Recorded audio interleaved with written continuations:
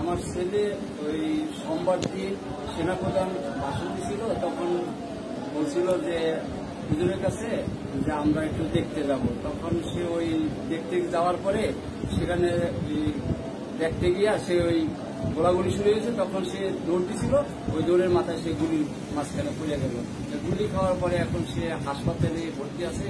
তার অবস্থা খুবই খারাপ। তার ভিতরে লাংসে এবং কিডনিতে এবং মেরুদণ্ডের হাড্ডি গুঁড়ো গেছে।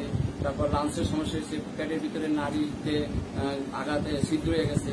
এখন সে তার অপারেশন হয়েছে এবং অপারেশনে তার খাদ্যনালী বাইরে রাখা হয়েছে, আর ভিতরে যে তার নাড়ের পাইপ ঢুকানো হয়েছে, দুইটা পাইপ দেওয়া হয়েছে এবং লাংসও তার সমস্যা, আর মেরুদণ্ডের হাড্ডি রয়েছে। সে তার এক সাইড তার অপস, সে পাও লড়াইতে পারতেছে না। আর হলো গিয়ে আপনার যে খানাটা খাইবে ওই জন্য তার ওই যে নাটটা, ওই নাটটা তার বাইরে রাখা হয়েছে। এগুলো তার অনেক সমস্যা এবং তার যে অপারেশনের পরে তার পেট থেকে 2 লিটারের মতো ব্লাড বাইর হয়েছে। এখন আপনারা তার জন্য সবাই দোয়া করবেন যে সে যেন সুস্থ হইয়া মায়ের কোলে যেন ফিরে আসতে পারে। আপনাদের কাছে আমার আবেদন।